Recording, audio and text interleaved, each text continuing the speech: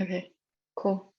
Yeah, so in the next two slides, I'm going to talk about what are the tactics of the growth marketing levers. So mainly it's about how do we using leverage 19 channels and to do the user acquisition. Um, I know there's a lot of channels over here. I will explain like those 19 channels in detail. So this is a Bullseye framework. So Bullseye framework is a very good framework to basically find what is the best channels for you or for your company or for next edition to do their marketing kind of tactics. Um, so how it works is basically the first layer, the three steps. The first layer is about what is possible, right? This like we basically in this level we're brainstorming all the possibilities around those 19 channels, and selecting 6 channels from those 19 tactics, and to say which possibly we can do to solve our next growth problem.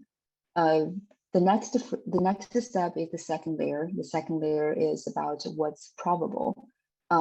So after we select the six kind of channels, so we basically do very small kind of experiments.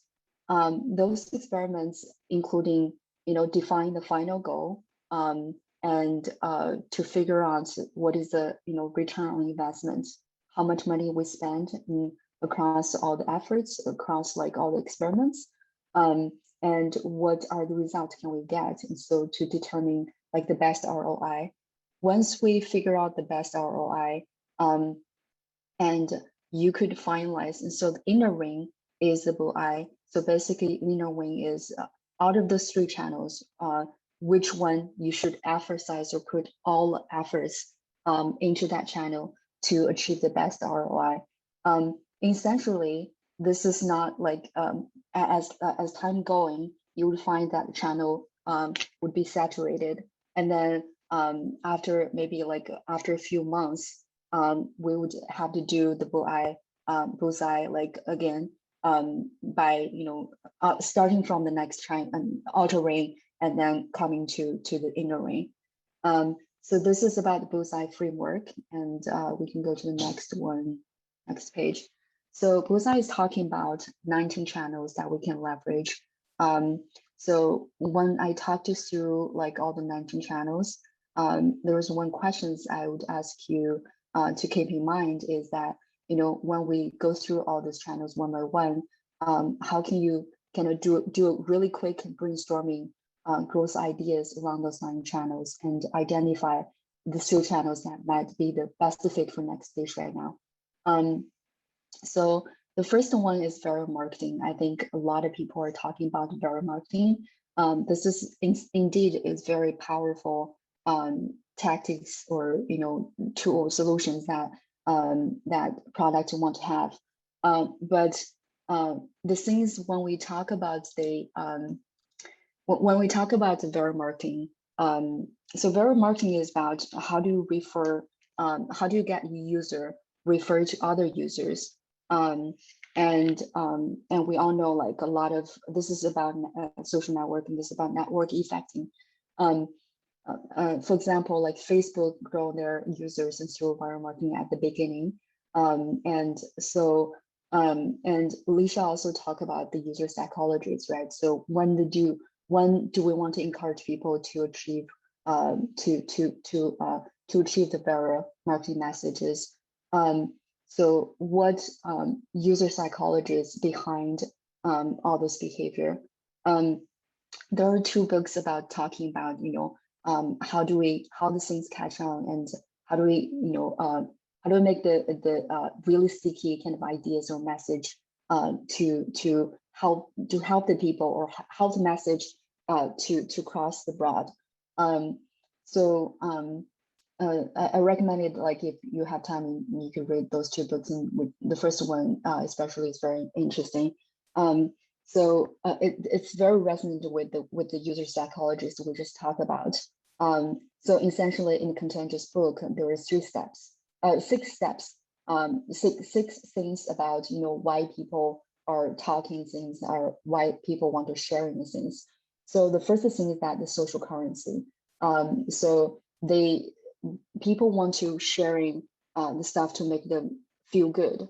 The first thing. The second thing is the trigger. So the top of the mind equals to top of the tongue. It equals to tip of the tongue.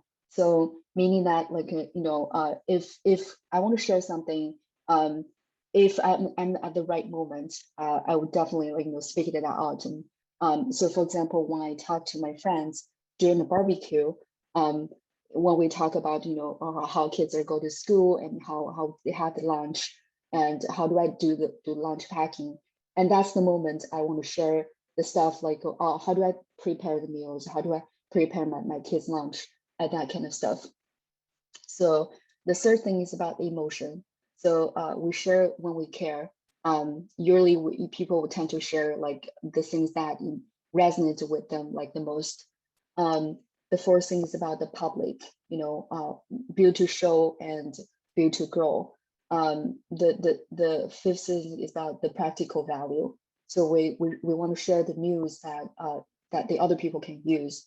And the stories, information travels via stories, and so stories is definitely a really good kind of tools and to make the message cross each other. So when we actually design the viral marketing messages, we want to think about those six steps, or six things that I'm talking about. What kind of a message that does it have the social currency, or does it have the motion, or does or is it a good story? I talk a lot about viral marketing because I think that's a very kind of important or powerful tools that people can use when working about the growth. So the second thing is the engineering as marketing. One of the great example that engineering as marketing is the Airbnb story. So I think a lot of people know Airbnb. I think one of the famous, even though they built even themselves, and they wrote that this story on their website, is that Airbnb found an exploit on the Craigslist. So automatically spamming, like, the property owners at the Craigslist through the email message from their bot, impersonating as a human. So this tactics basically is a very kind of it is a very technical kind of engineering, growth marketing, and help them to gain a lot of initial users at the beginning. So this is engineering as marketing.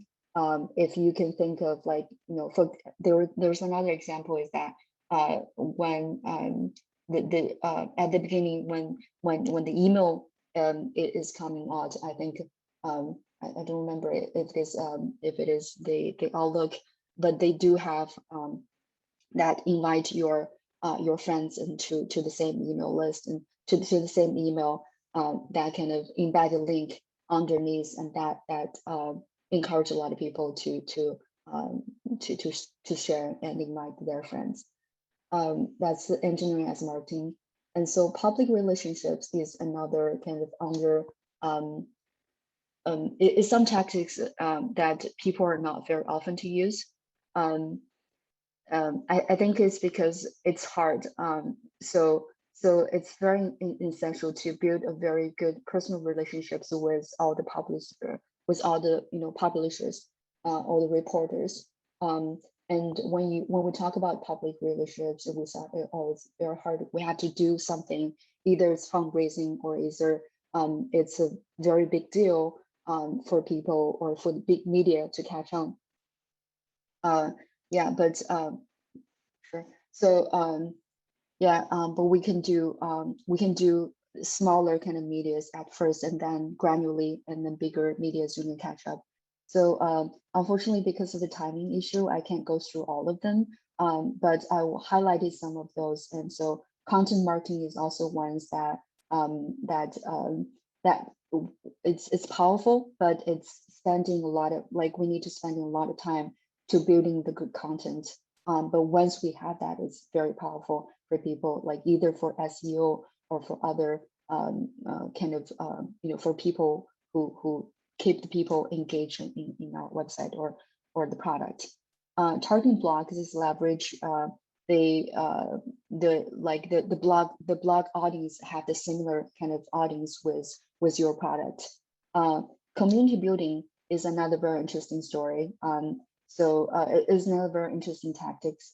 So I think at the beginning, Pinterest does build a very good DIY community, and they grow their product from those DIY community. Existing platform is some tools that you can also use. So we all know that Facebook, Instagram have a lot of is very already a big platform, and so if your targeting audience has spent a lot of times on the social media already, so it's good to build in your social account and interact with them to leverage their platform and to grow their audience and to be part of your product. So I think those are some of the tactics. Yeah, just like take some notes and then let me know if any questions regarding all those tactics, and I will walk around, and then if you have questions, I will reply on Slack channel too.